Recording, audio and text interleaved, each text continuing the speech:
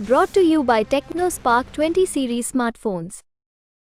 30 अप्रैल को supreme court से एक बड़ी खबर आई दिल्ली के मुख्यमंत्री अरविंद केजरीवाल के मामले में, क्योंकि अरविंद केजरीवाल ने अपनी कस्टडी को, अपनी गिरफ्तारी को चैलेंज किया था दिल्ली हाई कोर्ट में, और दिल्ली हाई कोर्ट ने उनकी याचिका को डिसमिस किया, जिसके बाद मुख्यमंत्री ने सुप्रीम कोर्ट में दिल्ली हाई कोर्ट के फैसले को चुनौती दी, अपनी गिरफ्तारी को चुनौती दी, और सर्वोच्च न्यायालय में उनके मामले पर सुनवाई हुई 30 अप्रैल को भी, 29 अप्रैल को भी। लेकिन 30 अप्रैल को जब सुनवाई हुई तो सीनियर एडवोकेट अभिषेक मनु सिंघवी ने अरविंद केजरीवाल की ओर से पैरवी की, तमाम दलीलें दी, लेकिन उन दलीलों के बाद सर्वोच्च न्यायालय में जस्टिस संजीव खन्ना ने 5 सवाल पूछे थे ईडी से, और ईडी को अब जवाब देना होगा 3 मई को। उन सवालों को लेकर बात करेंगे, लेकिन साथ ही साथ एक और खबर 30 अप्रैल को आई, वो खबर थी मनीष सिसोदिया को लेकर। पीएमएलए कोर्ट ने मनीष सिसोदिया को एक और बार झटका दिया और उनकी जमानत की अर्जी खारिज कर दी। इन दोनों ही बड़ी खबरों पर हम बात करेंगे आम आदमी पार्टी के विधायक और इंडिया गठबंधन के नई दिल्ली से उम्मीदवार सोमनाथ भारती। सोमनाथ जी, कल 2 बड़ी खबरें थी कोर्ट से। अरविंद केजरीवाल के मामले पर पहले बात कर लेते हैं। कल जिस तरीके से सर्वोच्च न्यायालय में सुनवाई हुई, पहले तो उस पर आपका रिएक्शन चाहेंगे। जो दलीलें तमाम दी गई सिंघवी की ओर से पैरवी करते हुए अरविंद केजरीवाल के केस में, उन्होंने साफ तौर पर कहा कि ये जो गिरफ्तारी है ये इलीगल है। जो अप्रूवर्स बने हैं इस केस में वो पहले को अक्यूज थे, उन्होंने अपने स्टेटमेंट्स को बदला। ईडी के फेवर में जो स्टेटमेंट्स हैं वो आप दिखा रहे हैं, लेकिन उससे पहले के स्टेटमेंट्स जो हैं वो आप नहीं मेंशन कर रहे हैं। देखिए, जो कुछ भी हो रहा है सब कोई देख पा रहा है कि किस प्रकार से ईडी का मिसयूज राजनीतिक विरोधियों के खिलाफ हो रहा है। सेक्शन 45 इस प्रकार से वर्डेड है, इस प्रकार से फ्रेम्ड है कि जब तक प्रोसिक्यूशन ना चाहे तब तक इसमें रिलीफ मिलना एक तरह से असंभव सा है।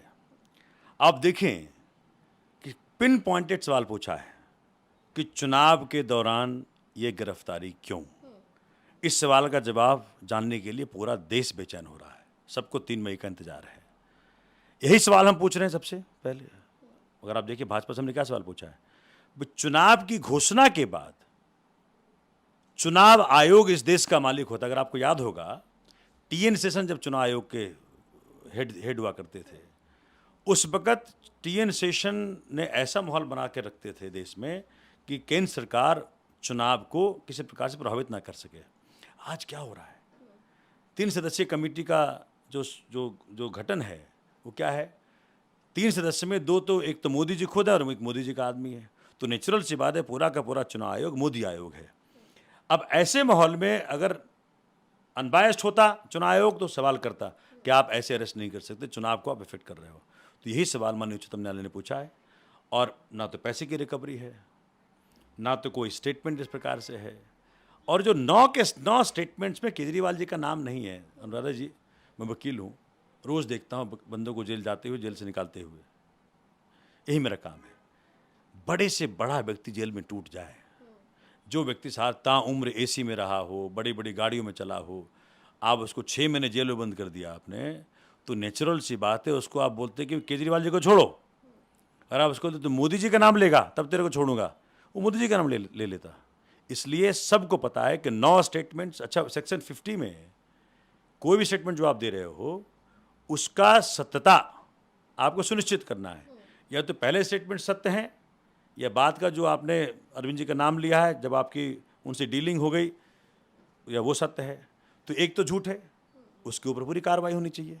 लेकिन नहीं, 9 स्टेटमेंट्स में जो केजरीवाल जी का नाम नहीं लिया उस पर कोई कार्रवाई नहीं करेंगे, ना उसको कोर्ट को देंगे ये। तो यही सवाल कल उच्चतम न्यायालय में बोला गया, और मुझे लगता है कि उच्चतम न्यायालय ने संज्ञान ले लिया है और इसका कुछ पॉजिटिव, बहुत पॉजिटिव आउटपुट आने वाला है 3 मई को। और दूसरा देखें, संजय सिंह वाले मसले में देख लें। संजय सिंह के मसले में बाकायदा उच्चतम न्यायालय ने पूछा, भाई पैसा कोई मिला नहीं मिला, मनी ट्रेल मिला नहीं मिला, क्या फिर भी तुम बेल का विरोध करोगे? सब चुप। बोला थोड़ा सा वक्त दे दे माए बाप, आता हूँ, आकाओं से पूछ कर आता हूँ। पोस्ट लंच आकाओं से पूछ के आए, बोले आकाओं ने कहा है कि बेल का विरोध मत करना, नहीं तो आज केस की ऐसी बखियाँ उधेड़ेगा हमारे जो माननीय जज साहब हैं। देखो, मुझे लगा, ऐसा लगा कि भगवान श्री राम बोल रहे हैं उनके जरिए। उस दिन तो मैं कोर्ट में देख कर सन्न रह गया कि कहा कि भाई अगर आज तुम बेल का विरोध करोगे तो हम पूरे केस को ढंग से सुनेंगे फिर, और हो सकता है कि आपको फिर बहुत शर्मिंदगी झेलनी पड़े। तुरंत मान लिया कि हम बेल का विरोध नहीं करेंगे। और मैं आपको ऑन रिकॉर्ड पूरे दायित्व के साथ बता रहा हूँ, एक भी धेले का फर्क नहीं है संजय सिंह के केस में, मनीष सिसोदिया जी के केस में या अरविंद जी के केस में। सब बराबर है, एक ही तरह से सारे केसेज हैं। एक कोई एक्यूज्ड को आप अप्रूवर बना लीजिए, उसको लालच दीजिए कि भाई तुमको हम छोड़ देंगे, केस से जेल से निकल जाओगे, केजरीवाल जी का नाम ले लो। तीनों केसेस में यही है। पहले के स्टेटमेंट्स में 6 स्टेटमेंट्स में 9 स्टेटमेंट्स में किसी का नाम नहीं है, फिर आप उसका नाम लेते हैं। सरचंद रेड्डी में तो आपने पैसे भी लिए, 60 करोड़ रुपया आपके अकाउंट में गया। तो असली घोटाला तो आपने किया है कि प्राइम एक्यूज्ड मुख्य आरोपी से आपने 60 करोड़ लेके डील की कि 60 करोड़ भी दे और केजरीवाल जी का नाम भी ले, तब तुमको छोड़ूंगा। एक जो उनका व्यक्ति है, एक और जो जिसको विटनेस बनाया, कोई एक्यूज था, उसको वो एमपी का चुनाव लड़वा रहे हैं। तो ये सब देश देख पा रहा है कि जिस 4 लोगों के नाम पे आपने केजरीवाल जी के स्टेटमेंट्स लेकर के खिलाफ स्टेटमेंट्स लेकर के आपने गिरफ्तार किया, वो चारों के चारों भाजपा से कनेक्टेड हैं डायरेक्टली। अच्छा, क्योंकि आप भी लगातार अरविंद केजरीवाल की जब जब कोर्ट में पेशी होती है तब आप रहते हैं, कोर्ट रूम में मौजूद रहते हैं। मैंने आपको पीएमएलए कोर्ट के दौरान भी देखा था जब उन्हें प्रोड्यूस किया गया था। अरविंद केजरीवाल ने पीएमएलए कोर्ट में हियरिंग के दौरान एक वक्त ऐसा था जब उन्होंने खुद अपना पक्ष रखा था। क्या प्लान था वो कि अरविंद केजरीवाल खुद अपनी बात रखेंगे? देखिए, हो क्या रहा है कि वकीलों की एक अपनी भाषा है, हम अपनी भाषा में बात करते हैं जज से, लेकिन इस केस में वकालत की जरूरत ही नहीं है। ये केस लीगल है ही नहीं, ये केस पॉलिटिकल है। सो पॉलिटिकल केसेस के अंदर जो अरविंद जी ने बात कही उस दिन, उससे पूरा देश इस बात को समझ गया, क्योंकि अरविंद जी का एक बात रखने का तरीका है, जो क्रक्स होता है उसी को रखते हैं। बिल्कुल अगर वो वकालत किए होते तो आज के तारीख में सबसे बेहतर वकील होते, बेस्ट वकील होते, जो कि उनको बिल्कुल ऐसा फोकस है उनके लाइफ में, हर चीज़ में निकाल लेते हैं जो सबसे बेस्ट होता है। तो उन्होंने अपनी बात रखी और पूरा देश समझ गया इस केस का माजरा क्या है।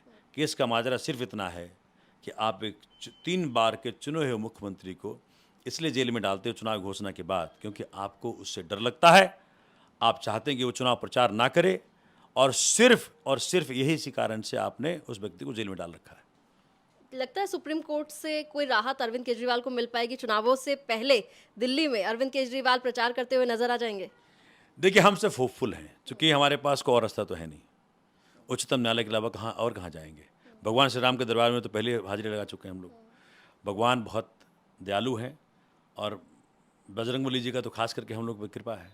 मुझे लग रहा है कि 3 मई को पॉजिटिव आउटपुट आना चाहिए, और जिस प्रकार से कोर्ट ने सवाल पूछे हैं, उस सवाल का जवाब देते वक्त ईडी के हाथ पांव फूल जाएंगे, भाजपा के हाथ पांव फूल जाएंगे, और बहुत शुभ हो रहा है जो हो रहा है। लेकिन दिल्ली की जनता ऑलरेडी डिसाइडेड है, प्री डिसाइडेड है। जिस प्रकार से आपने उनके हीरो को जेल में रखा, उनके जो स्कीम्स हैं, शिक्षा, स्वास्थ्य, बिजली, पानी, फ्री बस सेवा, एक 1,000 रुपये जो हमने देने का फैसला किया 18+ बच्चियों को, महिलाओं को, इस सारे स्कीमों को जो खत्म करने की भाजपा ने ठानी है केजरीवाल जेल में जाने के बाद, हर व्यक्ति इस बात को लेकर के आश्वस्त है कि हमें 25 मई को झाड़ू का बटन दबा के, और जहां कांग्रेस के लोग हैं वहाँ कांग्रेस का बटन दबा के इंडिया अलायंस के सातों उम्मीदवारों को सदन भेजना है, संसद भेजना है। अच्छा, चुनावों से हटके अब मैं मनीष सिसोदिया की बात पर भी आऊंगी, क्योंकि उनको कल फिर से पीएमएलए कोर्ट से झटका लगा। 30 अप्रैल को कोर्ट ने ऑर्डर पढ़ा और ऑर्डर में यही था कि मनीष सिसोदिया की जो बेल पिटीशन है वो डिसमिस की जाती है, वो रिजेक्ट होती है। दूसरी बार है जब मनीष सिसोदिया की ओर से बेल के लिए याचिका लगाई गई थी। क्यों बेल नहीं मिल पा रही है मनीष सिसोदिया को?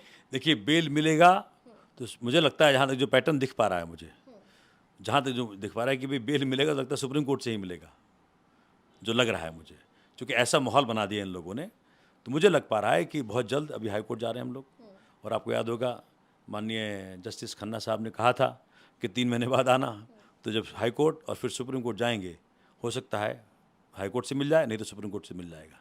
लगता है आपको हाई कोर्ट से? मुझे लगता है, देखो चूंकि मैं वकील हूँ, इसमें तथ्य है ही नहीं, किसी केस में धेले भर का तथ्य नहीं है। छोड़िए आप डिप्टी सीएम को पकड़ के जेल में रखने का, एक पॉकेट मार भी हो उसको नहीं पकड़ सकते आप, जो जिस प्रकार के प्रमाण आपके पास हैं। एक पॉकेट मार को जेल में रखने की का एविडेंस नहीं है। अब डिप्टी सीएम को बंद करके रख रहे हैं, पूरा देश देख रहा है क्या पावर का नंगा नाच चल रहा है, किस प्रकार से आप लोग ताकतों का दुरुपयोग कर रहे हो। ईडी बन गई है वसूली का साधन, जहां प्रमाण है। अब देखिए ना, 25,000 करोड़ का इल्ज़ाम था अजीत पवार जी की वाइफ के ऊपर, लेकिन 4 दिन पहले उसको केस ड्रॉप कर दिया। तो ये जो मिरेकल है, जो मोदी वॉशिंग मशीन है, पूरा देश देख पा रहा है। तो आप सुप्रीम कोर्ट वाले मामले पर तो होपफुल हैं? बहुत होपफुल है और बहुत आशावादी हूँ मैं, क्योंकि देखो, सत्य को आप परास्त नहीं कर सकते, पराजित नहीं कर सकते, डिले कर सकते हो। सत्य आज नहीं तो कल तो आएगा। और इस देश ने देखा है कि जब जब इस प्रकार की ताकतों का दुरुपयोग हुआ है तो देश इकट्ठा हुआ है। एक आखिरी सवाल मैं पूछना जरूर चाहूंगी, आप क्योंकि वकील हैं, क्या लग रहा है कब तक अरविंद केजरीवाल और मनीष सिसोदिया और साथ ही सत्येंद्र जैन वो जेल से बाहर निकल पाएंगे? देखिए, वैसे तो भाजपाइयों का प्लान है कि चुनाव में बाहर ना निकलने दें, लेकिन इस प्रकार से माननीय उच्चतम न्यायालय ने पूछा है सवाल, मुझे लगता है 3 मई को कुछ अच्छा होने वाला है। चलो, 3 मई को कुछ अच्छा होने वाला है, ये सोमनाथ भारती जी कह रहे हैं। 3 मई को दरअसल सर्वोच्च न्यायालय में अरविंद केजरीवाल के मामले पर सुनवाई होने वाली है।